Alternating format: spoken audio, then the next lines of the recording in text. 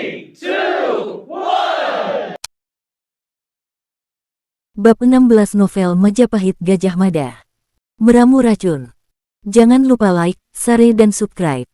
Dalam pada itu, perang yang terjadi antara pasukan Jalapati dan Jalarananggana makin berkecamuk. Akibat kekeliruan dalam penggunaan gelar perang yang digunakan serta karena kelemahan dalam telik sandi menyebabkan pasukan Jalarananggana kacau balau. Ikatan gelar perang di Radameta yang mereka lakukan benar-benar berantakan. Mayat-mayat bergelimpangan, bau anyir darah menyebar. Pada akhirnya pasukan Jalarananggana tidak mampu lagi mempertahankan gelar perang yang mereka bangun. Ikatan di Radameta tidak berbentuk lagi. Yang ada sekarang perang berubuh, perang tanpa ikatan yang lazim disebut sebagai perang pasir hutah. Temenggung Pujut Luntar sulit sekali menerima kenyataan itu, betapa hanya dalam waktu yang amat singkat pasukannya yang terkenal amat kuat dan berkemampuan menggempur musuh dengan dahsyat bisa berantakan porak-poranda. Ibarat cincin-cincin klebus atau telanjur basah, Pujut Luntar yang memiliki harga diri yang tinggi merasa lebih baik mati daripada menyerah.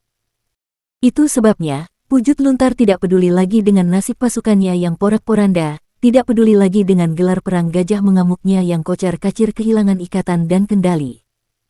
Yang ada kini hanya keinginannya untuk memenangkan perang tanding pribadi menghadapi Temenggung Banyak Sora. Namun, memenangkan perang tanding melawan Temenggung Banyak Sora bukanlah pekerjaan yang gampang karena Temenggung Banyak Sora sebagaimana dirinya juga menguasai olah kanuragan dengan baik. Pendek kata, Pujut Luntar harus berjuang keras agar bisa keluar dari kemelut yang tengah membelenggunya.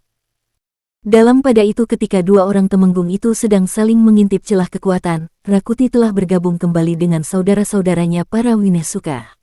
Rakuti merasa kecut melihat perkembangan keadaan. Sebagai seorang prajurit, Rakuti bisa menghitung kehancuran pasukan Jalarananggana tinggal menunggu waktu, apalagi mereka telah lepas dari ikatan gelar perang, sedang sebaliknya pasukan Jalapati tetap berada dalam ikatan utuh dan kuat mencabik-cabik lawannya. Bagaimana? Pangsa tidak bisa menahan kecemasannya. Rakuti masih menebar pandang memerhatikan perang yang terus berkecamuk. Bagaimana Rakuti? Wedeng tidak mampu lagi menutupi gelisahnya. Rawedeng merasa wajahnya menjadi amat tebal. Hanya Ratanca yang memandang medan perang dengan tatapan datar dan tenang. Rakrian Tanca yang menguasai ilmu pengobatan, memandangi orang-orang yang terluka dan sekarat dengan hati bergolak. Namun, bagaimana warna isi hatinya, tetap saja tak seorang pun tahu. Rakuti membasuh keringatnya, tatapan matanya tak bisa menyembunyikan kekecewaannya.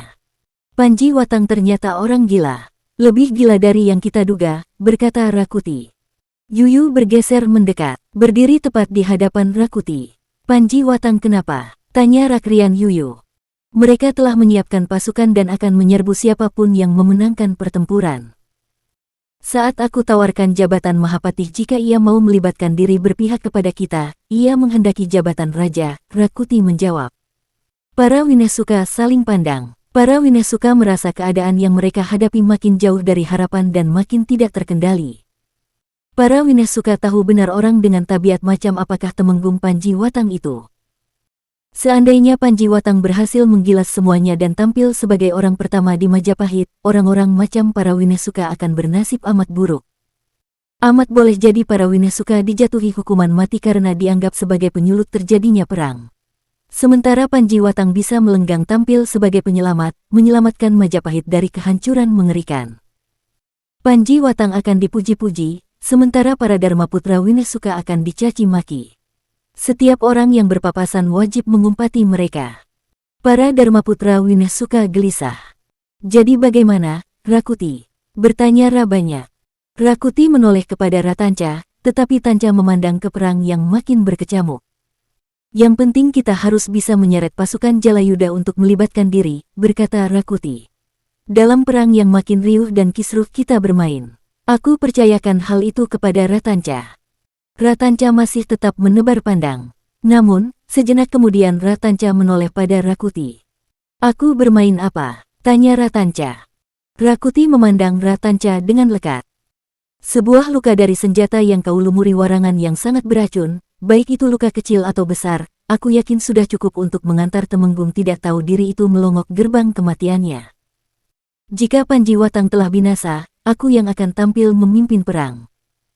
Para Winnesuka serentak manggut-manggut dan serentak memerhatikan wajah Ratanca. Baik, jawab Ratanca tegas, akan kulaksanakan perintahmu itu. Aku sediakan senjata beracun yang dimaksud. Rakuti memandang Ratanca dengan tatapan sedikit agak aneh. Hanya menyiapkan senjata, desak Rakuti. Ratanca tersenyum. Lagi-lagi amat sulit menerjemahkan makna di balik senyum itu. Aku siapkan anak panah, pedang, atau tombak. Setiap sentuhan senjata itu, kujamin akan membuat korbannya mati. Racun yang kupergunakan bukan sekadar warangan, tetapi racun ular yang sangat mematikan. Bisa ular bandotan ku aduk dengan bisa ular weling dan ular sendok. Tak ada manusia yang sanggup melawan racun itu. Ratanca berhenti sejenak, seseorang yang mengerang kesakitan di kejauhan sangat mengganggu nuraninya. Tetapi, aku keberatan jika aku harus melaksanakan tugas itu, lanjutnya. Rakuti melepas pandangan matanya dari Tanca. Bagi Rakuti, kesanggupan Ratanca itu telah lebih dari cukup. Rakuti yang semula telah putus asa merasa menemukan celah untuk meraih apa yang nyaris hilang. Kita semua para Winnesuka, berkata Rakuti, akan bertempur bahu-membahu dengan pasukan Jalayuda. Kita kelilingi Temenggung Panji Watang seolah melindunginya.